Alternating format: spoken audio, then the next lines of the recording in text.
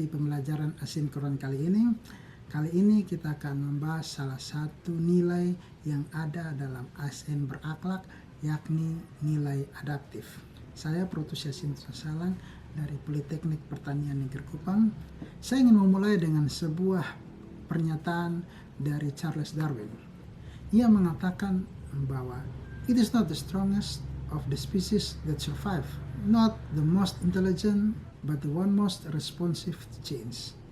Bukanlah yang terkuat atau yang paling cerdas yang akan bertahan, tetapi yang bertahan adalah ia yang responsif terhadap perubahan itu.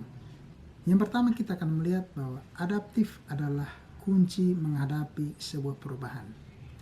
Pertama-tama marilah kita pahami bahwa mengapa adaptif ini sangat penting. Lingkungan strategis kita akan selalu terus berubah, baik dari segi kebijakan, kompetisi di sektor publik, hingga perkembangan teknologi yang begitu cepat. Dan dalam konteks sebagai seorang ASN dosen, kita harus siap menghadapi perubahan ini. Adaptivitas bukan hanya sekedar respon, itu adalah kunci untuk bisa bertahan dan berkembang dalam ekosistem pendidikan yang sangat dinamis.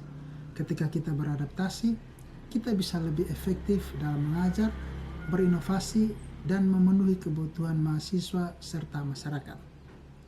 Yang kedua adalah bagaimana kita memahami adaptif ini.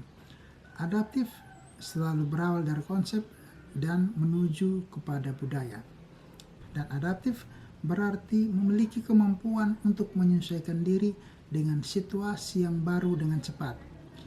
Hal ini membutuhkan kreativitas dan inovasi. Kita perlu menemukan cara baru dalam mengajar dan berinteraksi dengan mahasiswa. Organisasi yang adaptif adalah mereka yang mampu mengembangkan nilai dan budaya yang mendorong semua anggota untuk berpikir kritis dan responsif. Sebagai ASN dosen, kita harus menciptakan lingkungan di mana adaptivitas ini menjadi bagian dari budaya kita, sehingga semua orang yang merasa dirinya hadir dalam kebudayaan tersebut, di dalam sebuah institusi tersebut, merasa diberdayakan untuk terus berinovasi dan berkontribusi. Yang ketiga adalah bagaimana kita melihat adaptif ini sebagai panduan dalam masyarakat kita. Pertanyaannya adalah bagaimana kita bisa membangun perilaku adaptif di lembaga pendidikan kita. Pertama, perilaku adaptif dalam organisasi mencakup kemampuan untuk merespon segala perubahan dengan cepat, sementara perilaku adaptif individu berarti setiap dosen harus memiliki keterampilan untuk belajar dan beradaptasi secara mandiri. Membangun organisasi adaptif juga melibatkan pelatihan dan pengembangan yang berkelanjutan, serta menciptakan ruang untuk bisa bereksperimen dan berinovasi. Tugas kita ialah mampu mendorong satu sama lain untuk menjadi lebih fleksibel, terbuka terhadap ide-ide baru, dan berani mengambil risiko dalam setiap proses perubahan itu.